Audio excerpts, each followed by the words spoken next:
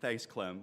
And I think what's ironic to me is Clem made me promise that he wasn't going to be the moderator, but is this guy a good moderator or what? You're a natural. Thank you. So I am William Broad. I'm the founder and director of the Venture Development Center at the University of Massachusetts, Boston. It was opened in 2009. It's one of the region's first tough tech incubators for founders, not just from UMass, but from all over the city. 80% of the 32 companies at the Venture Development Center in Dorchester were born in another nation. And most of them came to school in Massachusetts and decided to stay, and they were able to fight their way through the immigration system with a little help from us to remain. Come visit. UMass has been through a transformation, as I'm sure you've probably read in the newspapers. First of all, you'll see an amazing community of entrepreneurs that are thriving. You'll also be wowed by the unprecedented physical expansion that we've undergone, which basically appropriates the Boston Harbor into our campus. It's quite stunning. Our enrollment is skyrocketing, and we have new leadership that's inspiring our hardworking students to jump into the innovation economy. So this year, HUBweek is talking about We the Future.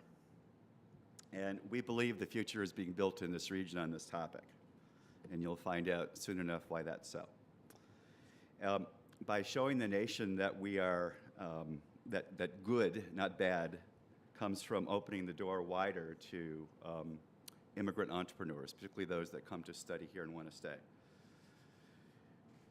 The question is, under the current climate, what more can we do to support immigrant entrepreneurs? And then how do we help sort of frame the debate for the nation as a whole so that we encourage the nation to sort of follow our lead and be more welcoming and inclusive of immigrant entrepreneurs?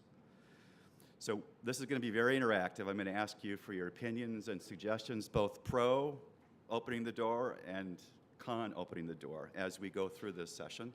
And so we'll have plenty of time to have a really amazing conversation about immigration, which probably will be the only conversation of its kind in the nation today. I'd like to have the panelists introduce themselves, starting with Clem. My name is Clement Casalot. I'm the managing director of Techstars in Boston, which is a worldwide network that helps entrepreneurs succeed, and we're the leading startup accelerator in the nation, having 5% of all the Series A in the US that are companies coming from Techstars. I'm from France originally, although I'm working super hard on my Boston accent, and had the chance to move here 8 years ago to start to run my own cybersecurity company here, and fell in love with the city, and here since then.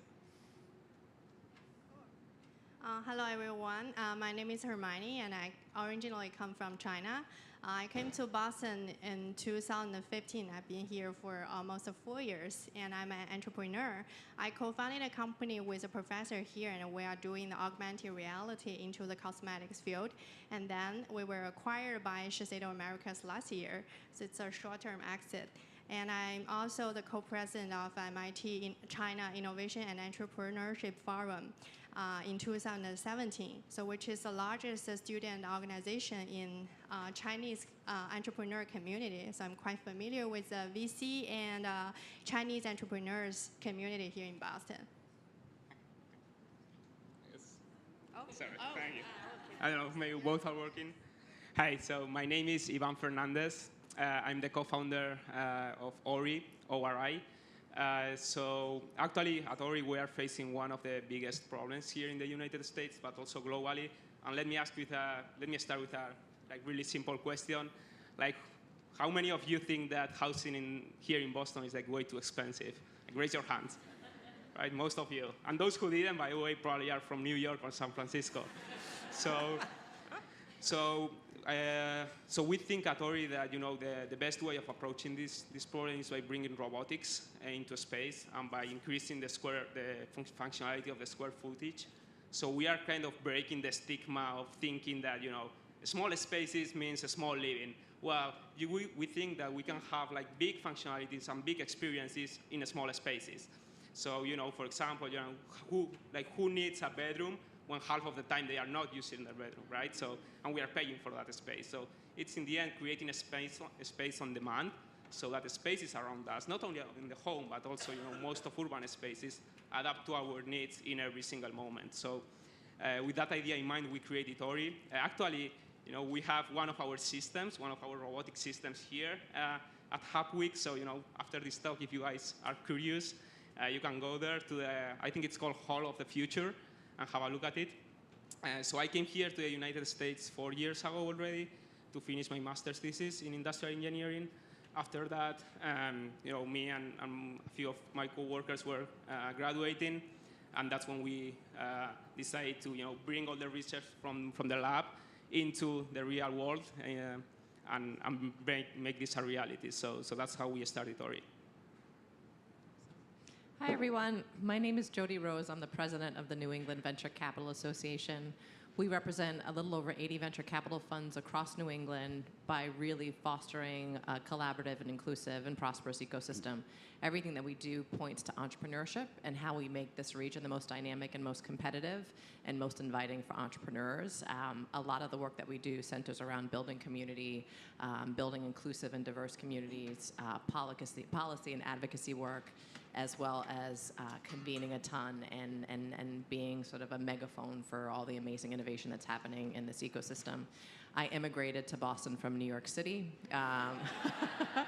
I am working on my accent, but no, I am a first-generation American. Both my parents are immigrants, and I think what's really powerful about this country and about this ecosystem and the innovation ecosystem across the country is the amount of power, manpower that we have from immigrant founders, and you'll hear from a lot of them today. And so, obviously, I imagine that you can tell where I'm leaning before I say any more. And I'm BERNAT. I'm the CEO of Vedanta Biosciences. We're a biotechnology company based in Cambridge that's developing medicines based on the human microbiome, which is the community of microbes that lives on humans, particularly in the intestine. So we're trying to make drugs from live microbes for infectious and immune diseases. And I'm originally from the Republic of Catalonia. Hi, my name is John BARROS. For those not from Boston, welcome to Boston. HUBweek is pretty exciting. Exciting event. Glad we have a lively crowd here. I am Chief of Economic Development for the city of Boston, and it's a really exciting time of growth, and it's an exciting time of innovation and job creation, but it's also a dangerous time when we start to leave people out and marginalize others, and so I'm really excited to be on this panel today and talk about the importance of immigrants in our economy, the importance of new people coming into our country and helping to fuel some of the growth that we have going on today. And so thanks for the invitation. Thank you so much for all of your introductions and your support of what we're doing together collectively. Many seem to have forgotten, or maybe they just don't understand how critical immigrant entrepreneurs are to the economic and cultural health of the nation. Maybe we have a slightly higher awareness here in Massachusetts. What we probably don't know is how difficult it was even for these folks to fight their way through the immigration system to be here after they've studied here. So we're going to start by talking about contributions of immigrant entrepreneurs. And then I'm going to ask you what you've learned and what you think is new information and what you are surprised about. So here's one thing that I'd like to show you. Oh, so small. Can everyone see the blue dots? Can everyone see the red dots? Well, guess what? That's over 1,000 startup companies in the Boston area. For those of you who haven't noticed, seemingly overnight in the last 8 years or so, Boston, actually the city of Boston, has become the state's tech startup capital. Has more startups than any other city in Massachusetts.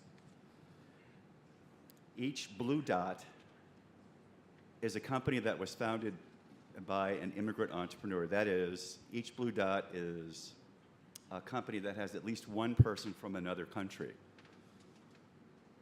as a co-founder. Those dots equal about 30%. So think of it this way. From both the small retail shops and restaurants in the neighborhoods of Boston, main streets, the restaurants and the other kinds of really interesting shops, to the tech economy, 30% of both of those economies are comprised of people like our friends on the stage.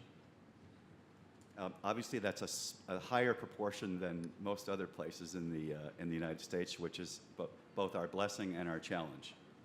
So we're going to hear from some of the folks today who kind of fought through the immigration system to be here. But before I do, are you all surprised at the number of blue dots? Is it higher or lower than you thought? I can't hear you. Lower. Wow. So you're going to like this next slide. Bill, you need another blue dot here by River Street. It's Vedanta. So you're definitely missing some. So I'm going to, just inspired by you, if we made the immigration process easier for these people, guess what would happen? Are you ready? And John, you're going to love this, although you might put the blue dots in other neighborhoods. This is if we make it slightly less cumbersome for these folks to stay after they study here. So twice as many. So right now there are 569 startups in Boston with a foreign founder or co-founder. We could easily double that by making the immigration process slightly easier. But unfortunately, our country seems to be going in the opposite direction. So imagine that map, not with 30% more blue dots, but with 30% less. Clem, why did you come to Boston? And what kind of inspires you to create a company here and become an investor? And tell us a little bit about your background, your story. Well, I arrived in 2 minutes or less. I arrived on January 18th, 2010 here, and that was freezing cold. And I was like, what the F am I doing here? So initially, let's put it like that. I'm coming from south of France. I was wondering what I was doing here. And actually, Boston grew on me. So I came here as a founder, actually going through Techstars, of a cybersecurity company. Have you ever seen Mission Impossible? Do you remember at the very beginning, gets his missions and it blows up after a few seconds? Well, we were doing exactly the same thing, but for digital documents. Injecting intelligence in PDF Office, Microsoft Office documents. Well, we were a French guy and a Romanian, moved to the US. Today, 2/3 of the transaction in the US, over $100 million, on transacting through our technologies that we created. We are the security layer mandated by the SEC, mandated by some of the regulatory bodies to track where information goes. So we were two immigrants, moved to the US, because actually some people from Boston challenged us, like we were doing a service business in Europe, and they were like, if you want to build a real company, come to Boston, we'll teach you how to do it.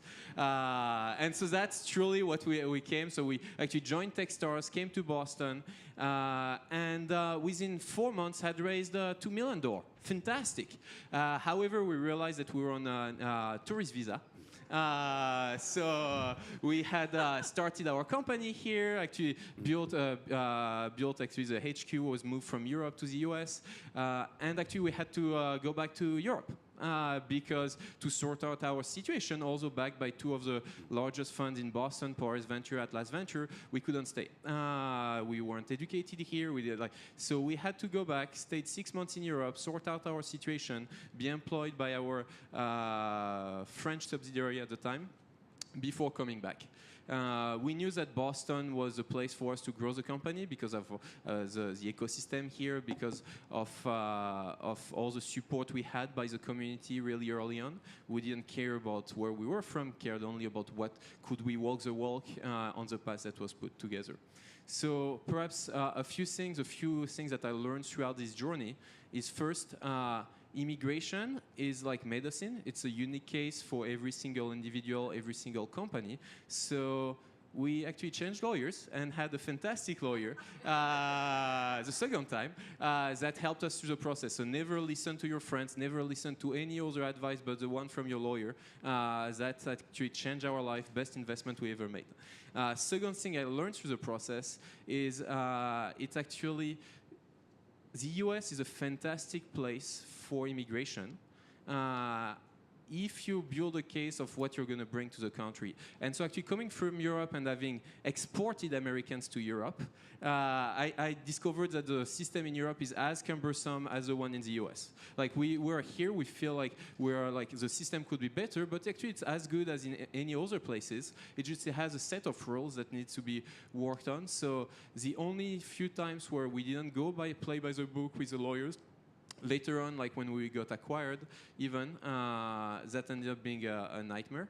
So the two things I learned through the entire process were working with lawyers makes a world of difference, and there is no shortcut from that. And the second is leverage the Boston community to understand why that would make sense to be in Boston or to be in the US, so you can understand why you're moving in the country. So yeah, Thank was you. my That's personal awesome. story. We'll get back to you with follow-up questions on those recommendations. So Hermione, you've had a really fast start here in Boston. Why did you choose Boston to come to school at? And how did you end up in a startup and selling a startup when you still look like a student? Okay. Actually, for my story, it's quite easy, quite simple, because I complicated my undergrad in China. And at the very beginning, Boston is attractive to me because it's a hub of the first-class universities all over the world. I just want to apply a good master's school here. So that's the original reason I came to Boston. And the second reason, I really love autumn. And then Boston's autumn is super beautiful. Yeah, and I also enjoy the pumpkin spice latte in autumn, right? So here, I think the most important thing to change my mind. So in the past, my internship and my work experience is always related to the European Union or United Nations or like the federal government, things like that. But after I came to here, I feel like I met the talents every day. I learned a lot from the people I met. I met the best team. I met the best mentors and the best business partners here. So they encourage me, and I'm getting more and more confident and passionate, and I really want to do something impactful instead of just find a decent job and earn monthly money. So I met with my co-founder. He's a male, and he's a professor. But one day he came to me, hey, I have a very interesting technology. We want to do like cosmetics. Imagine that you can use your mobile phone to virtually try different beauty products. Do you think that's cool? I feel like you are so cool because you are a man. How can you feel that's cool as a lady, right? So I feel interesting, and I did some research in this field. For the lady, I think we are originally very interested in the cosmetic field, so I joined the company, and then I feel like it's a perfect timing and a perfect strategy, perfect market, and within 1 year we sold this company to Shade Americas. So it's very interesting, but I feel like during I started at university and in my master, I didn't just did my homework in the library or at home. I had my internship in all the startup company with other international students, some of my friends. And we have to learn everything by ourselves from the very beginning. Like in 2015, I was doing the crowdfunding and help two startup team, one for like 200K and another one for 1,500K. They are all like robotics projects. And after that, I joined this cosmetic AR plus cosmetic company, and finally we sold it. I feel like here I met the right person, best person. And then I feel like it's also the core competition edge for Boston. And why talents love Boston? I feel like Boston has a long history of inclusive, diverse, and very just talent community. And here, nobody judge you based on your race and your gender, just on your capability and your talent. So I'm a Chinese, I'm also female, but I didn't feel any difference here. I think Boston is very strong, it's very great.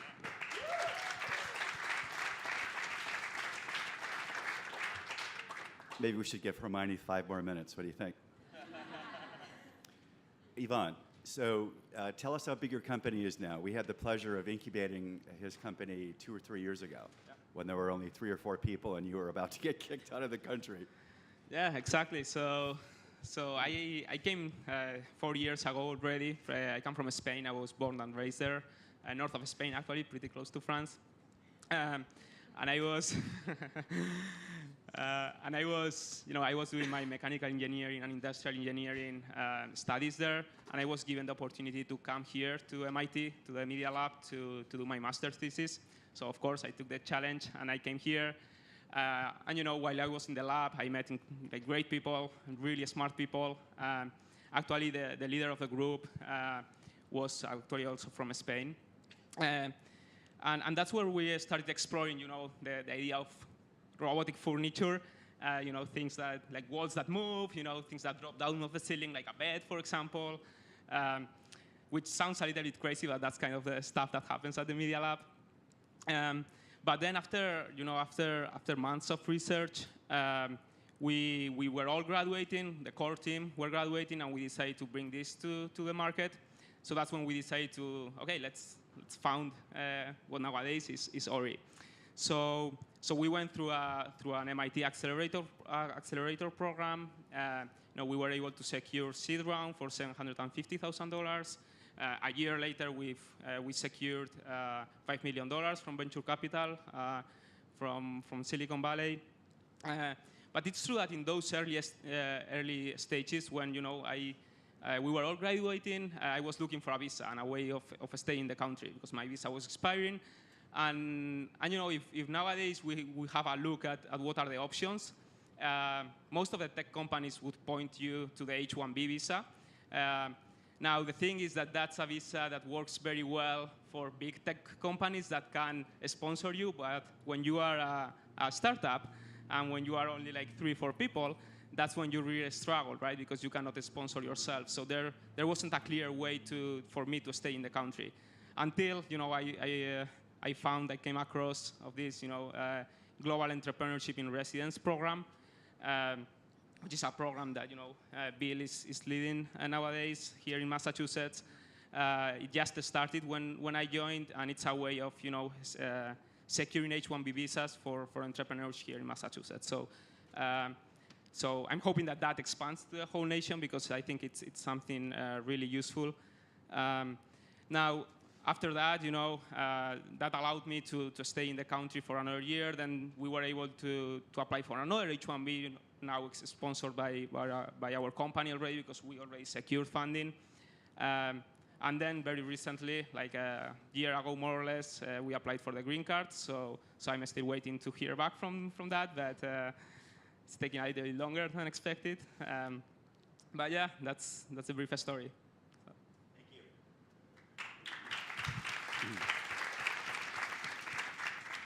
By the way, there's a timer in front of us that says 10 minutes. Just ignore that. BERNAT, Yeah, right. tell us your story and it's for the entrepreneurs first and then the rest, but thank you. So tell us your story. You've had a phenomenal run in Massachusetts. How big is your company? How the hell did you manage to stay in the US? I'll try to do it in 1 minute. I graduated from MIT. I went through the typical path of optional practical training, H-1B, green card. Never cared to do the citizenship part until Trump got elected, and then I became a citizen to manage the risk. And then when it came time to start the company, we looked at 3 locations. We looked at New York, Yale, Boston. We are in the biotech field. Accessing talent in biotech is easier in Boston than anywhere else in the world, and that's why we decided to settle here.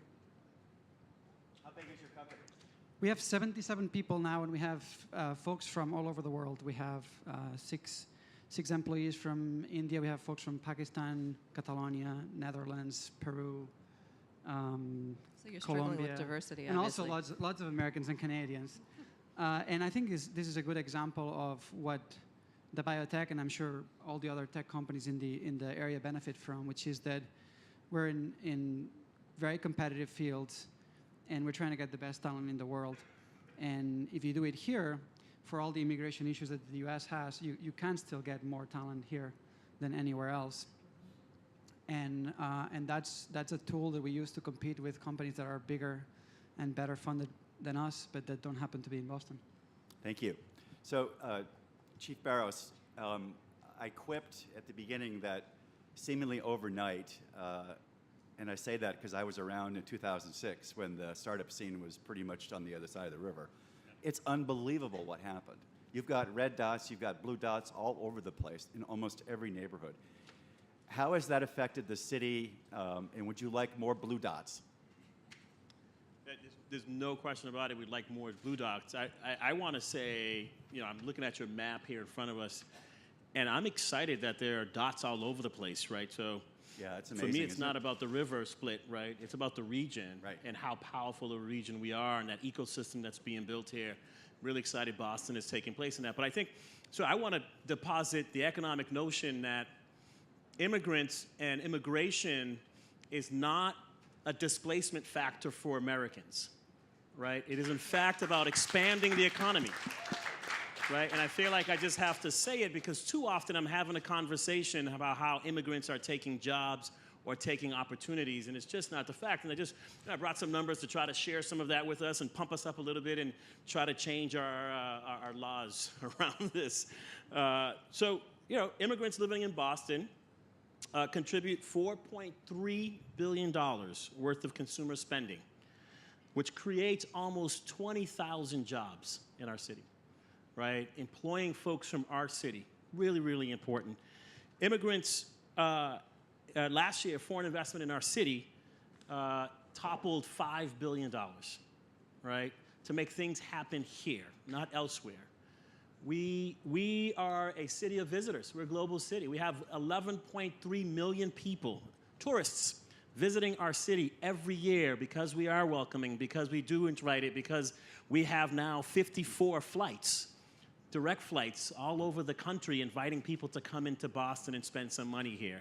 So for us, this is a win-win situation. It's us opening up the opportunity to come into the United States and hope to be part of this ecosystem, to strengthen this ecosystem for all of us here, to expand our economy, to expand jobs, increase jobs. And it's really, really important that we change the framework and we change the mindsets of others who feel like this is about, you know, sort of displacement or moving us out of the way so they can take the opportunities. It's just not true. Because there is a scenario where our economy can shrink.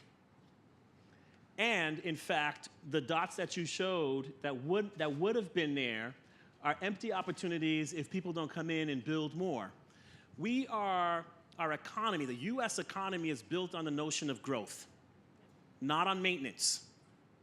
You have to understand that. If we close our borders today, the economy would be stifled.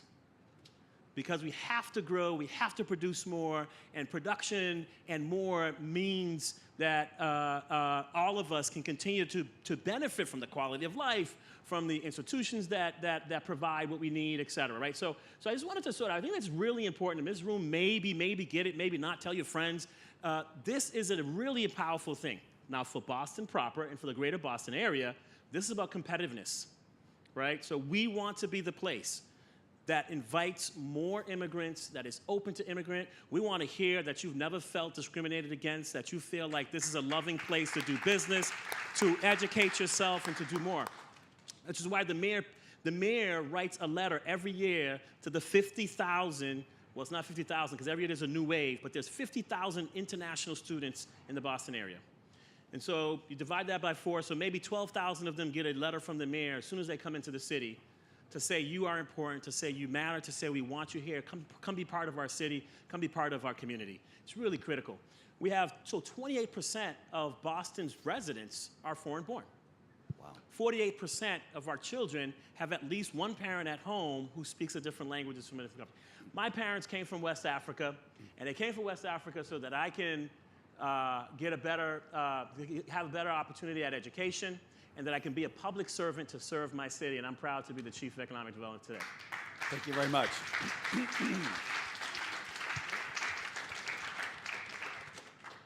Jody, what is at stake for Massachusetts? Well, first of all, let me ask you this. Yep. This is a little fun question. Is there enough venture capital for 30% more blue dots?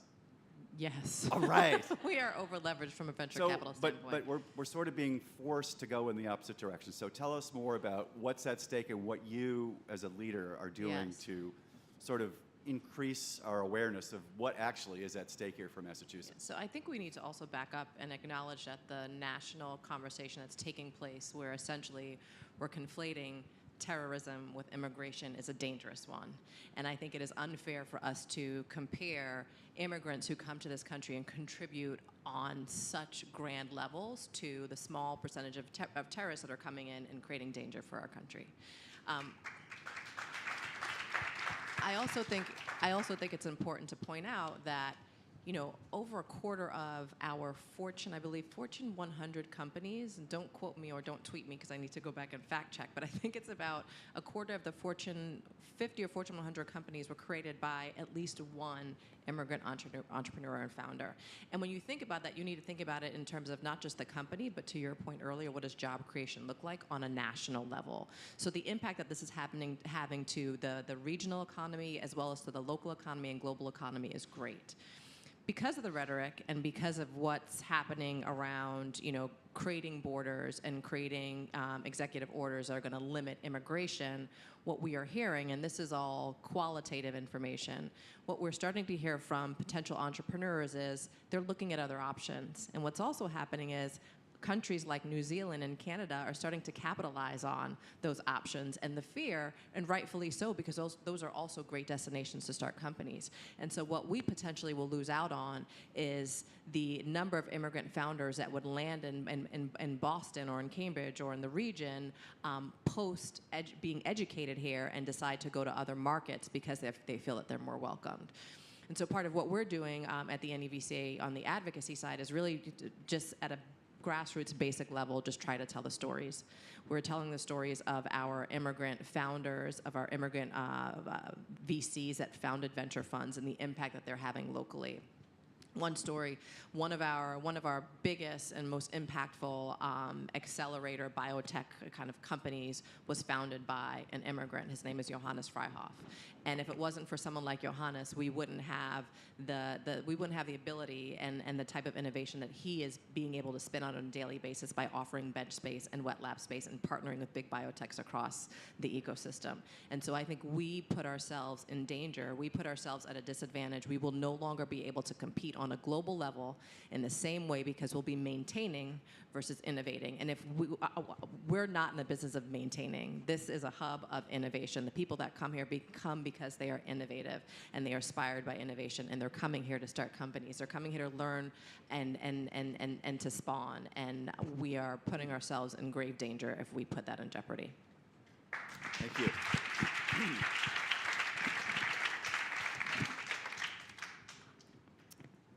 The basic dilemma facing Massachusetts and the country as a whole is we simply don't have an immigration system right now that offers a visa for entrepreneurs.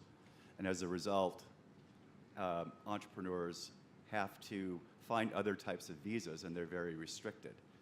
But one of the cool things about what we've all sort of done together in the last 3-4 years is we said, well, you know, universities don't have any visa quotas associated with them. We're allowed by Congress to go ahead and hire anyone we want from anywhere in the world at any time we want, as long as we pay them a great wage. So the governor, the business community, legislature got together and said, well, let's find a university willing to be bold enough to go ahead and start giving visas to entrepreneurs who graduated, not just from their university, but from other universities. And so the University of Massachusetts raised their hand because we're hungry to get ahead, but more importantly, we have 60 different languages spoken on our campus. A multicultural environment is what we have, and so it's second nature for us to want to welcome entrepreneurs from other parts of the world. We also wanted other things from the governor, but that's another story. So we decided to start giving visas, to start facilitating visas on behalf of the entrepreneurs, and we actually helped Yvonne. We almost helped Hermione, but we didn't have to, right? Right, she already got it. So we've facilitated about 50 visas, and just to give you some sense of the potential here, the companies like Yvonne's whose visas were facilitated have already, this is in 3 years, already have 479 employees, and they've raised $238 million in venture capital. So these are 50 people that otherwise would have been kicked out of the country because there aren't enough visas available. So how bold does Massachusetts want to be? What if every university did what we're doing? So we think there are 1,000 people that are currently in Massachusetts, like Yvonne, BERNAT, and Min, who really don't want to go back to where they came from, not because they don't love their home country, but because this is the land of opportunity. They really want to stay and create a business, and by and large, that business is going to be a global business because of the viewpoints they bring to the table from their other countries. So eventually they go back and forth to Europe, to Asia. So what? The company's headquartered in Massachusetts, right? There are 1,000 right now among the 62,000 students here that want to stay. 30% of them will figure out a way to stay. The rest we're going to kick out of the country. And guess who that makes really happy? In particular, it makes the governments in other parts of the world that compete against us happy. So Min and I have had the pleasure of conversations every couple months over coffee about how Chinese investors are swarming over Boston. They've already identified the talent in the labs here, and you have no idea how much money they're offering them to go back home. But guess what? They don't want to go back home. They want to stay. How do we convince the rest of the country to deal with this issue? Pause. I'll ask the panel first, and then we'll go to the audience. Jody, you're dying to say something. No. This is a hard one. If right? we were Because in Oklahoma having this discussion, it Yeah. would be a very different discussion. It'd be a We'd very all be different ticking off the jobs we're getting for Americans. But seriously, Yeah. we're an island. What are we going to do? I think there's a problem that other regions in the U.S. outside Massachusetts, New York, and California do not benefit from high-tech entrepreneurship the way that these states do. And But you know what, Bernard? They have tens of thousands of international students as talented as you. Yeah. They just don't get it. That's a question. Yeah, but one of the challenges for those states is that a lot of these talented people will come to Boston to start their companies. They won't do it in Minnesota, right? So I think that yeah, these are the numbers. So I think we need to find a way for other states that don't benefit the most from this to see a value that they haven't maybe necessarily already observed in their borders the way that this state has observed. And I'm talking specifically about high-tech entrepreneurship because obviously there's many other immigrants that benefit their economies in multiple other ways that are not nearly as visible as high-tech entrepreneurship. Okay. Let me take a crack. I think, Please do so. And then, I just John, I'm wanna- going to ask you to get these folks and then we'll involved. get these guys engaged, no We question. want ideas. No, we're not going to get these guys engaged. Okay, I'm going to now shut it down. One question? Okay. So I just want to quickly say that, so your numbers, right? So you helped 67 founders stay 50. 50. Their companies are already employing about 400 and something employees, 479. Correct. And they've attracted over $238 million in VC funding. So we're leaving, what, another, so if you multiply that by 2,000, to 2,000, by 5, right, to 2,000, or 4, then what you do is you multiply the VC funding by 4, because I think the capital's out there. And so we're leaving on the table close to 800 million, right, in funding to try to, so there's could be close to $1 billion of investment.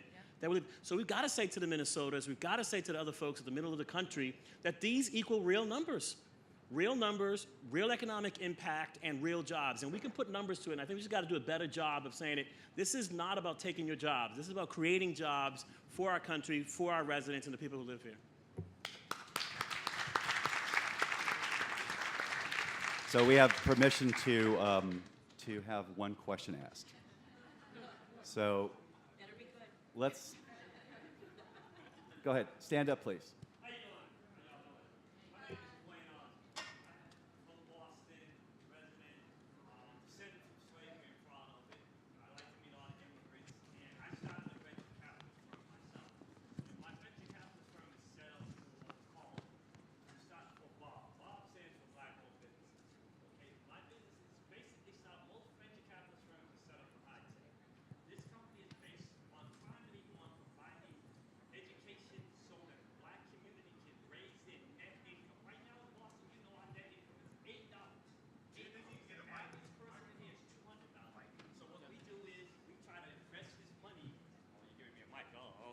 We try to invest this money back into our community. You have what I'm 53 here is- seconds, by the way. Okay, Go I'm ahead. going to run it. What I'm here for is to see, as venture capitalists, we're looking for startup capital.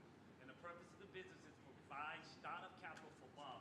We're not talking about people in the high-tech industry. We're talking about people who graduated from Boston Public Schools and are looking for the opportunity for investment money. Kiss it. Kiss it. Oh, come on now. All right, I thought my voice was loud enough. No, it isn't. Okay, but that's why I'm here, and I'm happy that you guys are here, and I hear about all the money and everything like that. So what we're looking for is an initial investment of $1 million, which will start up to be able to move the community. And it's not for no one else but for Boston. I have a passion for this. I'm from Boston, and I see what's happening in Boston, and I know the net income.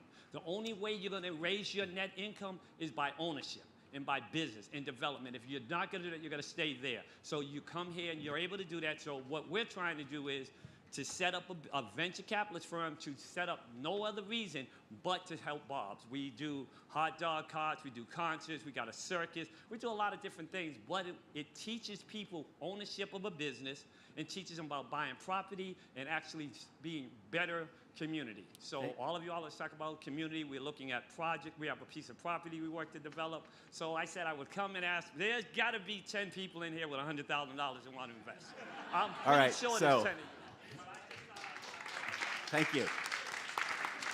Great question. I think you are one of the reasons why people love to come to Boston. It seems like we're all on fire with our own ideas, and I do think, though, that the challenge for all of us going forward is not only to just convince the rest of the nation, but to make sure that everyone is included in the innovation economy as we go forward, because that's the only way it's going to work. So thank you very much. So I'm out of time. So do you want me to skip the HUBweek commercial? There's actually some fun stuff happening tonight, so don't forget that. Believe me, they told me I have to do this. And we want to thank our, there's also some panel discussions that are still open. I got a note in the email this morning about that. And our sponsors. And to our panel and to you, thank you.